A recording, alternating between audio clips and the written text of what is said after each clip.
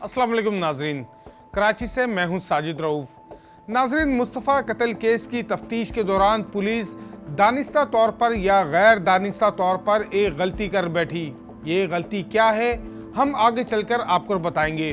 पहले इस स्टोरी को थोड़ा सा रिवर्स करते हैं। 8 फरवरी को AVCC पुलिस ने डिफेंस खयाबान मोमिन में मुलजिम अर्गमान के घर पर छापा मारा था और छापे के दौरान मुलजिम की फायरिंग से DSP एहसन जुल्फिकार और उनका मुहाफिज जख्मी हुआ था।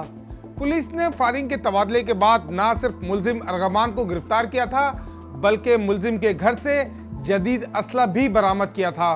बरामद किए जाने वाले असले में एक स्नाइपर राइफल, एक MP4 राइफल, एक 223 राइफल समेत 8 के करीब छोटे बड़े हथियार और हजारों की तादाद में एम्यूनेशन शामिल था।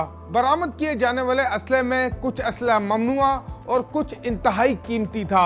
AVCC पुलिस ने मुलजिम अर्गमान के घर से बरामद किया जाने वाला असला साइंसी बुनियादों पर तज्जिये के लिए सिंध पुलिस की फॉरेंसिक लेबॉर्ट्री भिजवाया था। अब बात करते हैं सिंध पुलिस की फॉरेंसिक लेबॉर्ट्री की। सिंध हुकूमत ने 2014 में वफाकी हुकूमत के ताउन से सिंध पुलिस के लिए इंटीग्रेटेड बैलिस्टिक आइडेंटिफिकेशन सिस्टम, जिसको IBIS सिस्टम भी कहते हैं, 20 करोड़ रुपए में ये गैर मुल्की कंपनी से खरीदा था। ये सिस्टम फॉरेंसिक लेबॉर्ट्री में मौजूद है। आजकल इस सिस्टम की कीमत में कई गुना इजाफा हो चुका है। पुलिस किसी भी फायरिंग के क्राइम सीन से मिलने वाले गोलियों के खोल को जमा करती है और उन खोलों को फॉरेंसिक लेबॉर्ट्री भिजवाया जाता है, जहां उन खोलों का साइंसी बुनियादों पर तज्जिया किया जाता है और इन खोलों का डेटा मुरतब किया जाता है। जब कोई मुलजिम असले समेत गिरफ्तार किया जाता है तो उसके कब्जे से मिलने वाले असले को फॉरेंसिक लेबॉर्ट्री भिजवाया जाता है। IBIS सिस्टम अपना काम शुरू करता है। इस सिस्टम की मदद से बरामद शुदा असले को गोलियों के खोलों से मैच किया जाता है और इस सिस्टम के डेटा से पुरानी वारदातों का भी पता चलता है। ये सिस्टम किसी भी गोली के खोल का डेटा महफूज करने से पहले मुख्तलिफ एंगल से हाई रेजोल्यूशन के 950 से ज्यादा तस्वीरें लेता है, जिसके बाद असला और गोली को खोल को मैच किया जाता है, जो कि 100% दुरुस्त साबित होता है और उसे दुनिया में कहीं चैलेंज नहीं किया जा सकता। आपने अक्सर पुलिस अफसरान को ये कहता सुना होगा कि टेक्निकल जराये से पुलिस मुलजिम तक पहुंची। IBIS सिस्टम यही टेक्निकल जराये होता है। ये सिस्टम किसी भी केस की तफ्तीश में रीढ़ की हड्डी समझा जाता है।